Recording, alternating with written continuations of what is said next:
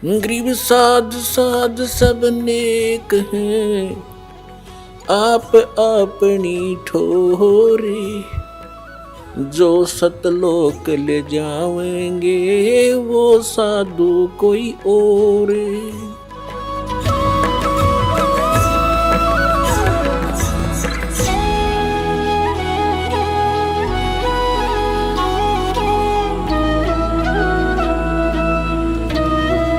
अब दास सुनाएगा।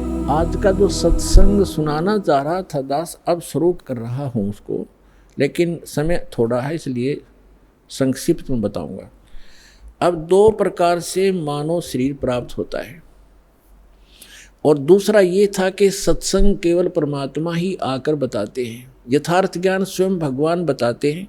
तो वो परमात्मा 600 वर्ष पहले आए थे, उन्होंने यथार्थ ज्ञान दिया, और वो अच्छी आत्माओं को मिलते हैं और उनको फिर यथार्थ ज्ञान से परिचित कराते हैं। उसके लिए परमेश्वर ने स्वयं कहा है, चारों युग में मेरे संत पुकारे, कूक कहा हम हेल रे, हीरे माणक मोती बरसे, ये जग चुगता ढेल रे। चारों युग में मेरे संतों ने आवाज लगा लगा कर, हेला देकर, आवाज ऊंचे स्वर में गूंज गूंज कर बोला है।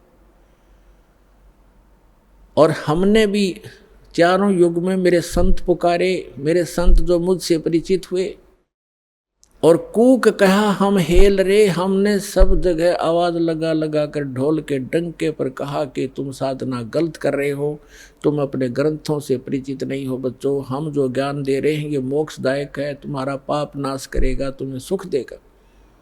तो जो यथार्थ भक्ति मार्ग रूपी हीरे मोती लाल वो तुमने स्वीकार नहीं किए, और आन उपासना शास्त्र विधि त्याग कर मनमानी पूजा करके वो कंकर पत्थर इकट्ठे कर लिए, जो जिनकी कोई कीमत आगे नहीं मिलनी आपको। तो यहाँ बताते हैं, चारों युग में संत पुकारे, कूक कहा हम हेल रे। और ये सत साधना मोक्षदायक ज्ञान और भक्ति रूपी हीरे माणक मोती बरसें, ये जग चुगता ढेर रे। हमरा ज्ञान किन्हें ना सुनिया, और पर भी लेन जात है दुनिया।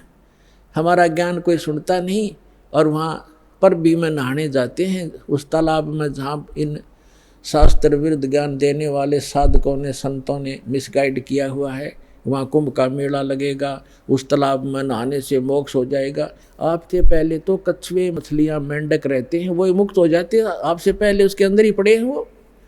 अरे बोले आदमी है, कहीं गीता जी में लिखा कहीं पर ये जा करके पर भी लेकर आओ, या कोई अन्य मंत्र जाप करो, या श्राद्ध निकालो, बल्कि मना किया है श्रीमद् भगवद गीता में 9वें अध्याय के 25वें श्लोक में कहा है कि जो भूत पूजते हैं वो भूत बनते हैं, जो देवों की पूजा करते हैं देवलोक में जा करके उनके नौकर लगते हैं, वहाँ चले जाते हैं, और जो पितर पूजते हैं वो पितर लोक में चले जाते हैं, और मेरे पूजने वाले मुझे प्राप्त होते हैं, यानी ब्रह्मलोक में चले जाते हैं। और फिर वो 18वें अध्याय के 62वें श्लोक में कहता है कि उस परमात्मा की शरण में जा, जहाँ जिसकी कृपा से तो परम शांति को, सनातन परम धाम को प्राप्त होगा। तो कहीं पर भी पूरी श्रीमद् भगवद गीता में ना कोई तीर्थ, ना व्रत, और ना ही किसी अन्य उपासना का प्रमाण है। तो हमने शास्त्र विधि अनुसार साधना करनी है, जो हमारे सदग्रंथ बताते हैं। सदग्रंथों में आपको पहले भी बता दिया कि जो वेद हैं, चारों वेद ये गॉड गिवन है, लेकिन 5वां वेद गुप्त था, इसने छुपा दिया। उसमें कंप्लीट कोर्स था, पूरा मोक्ष मार्ग था, पूरा ज्ञान था, वो नहीं रखा। तो परमात्मा स्वयं आकर वो ज्ञान देते हैं। उस ज्ञान के अंदर ये पूरा कोर्स है मोक्ष प्राप्ति का, यहाँ के सुख प्राप्ति का, आपके संस्कार में, प्रारब्ध में, आपकी किस्मत में लिखे हुए पाप को टालने का। ये साधन वालक ने वर्णित किया है, जो दास के पास उपलब्ध है, इसको प्राप्त करो।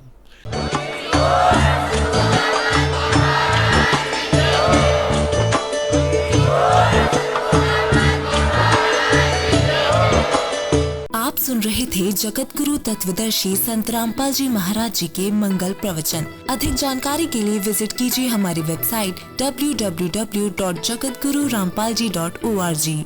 संत रामपाल जी महाराज जी के शुभ आशीर्वाद से पूरे विश्व भर में 500 से भी ज्यादा नाम दीक्षा केंद्र हैं, जिन पर संत रामपाल जी महाराज जी द्वारा ऑनलाइन निशुल्क नाम दीक्षा दी जा रही है। अपने नजदीकी नाम दीक्षा केंद्र का पता करने के लिए संपर्क करें 8222880541।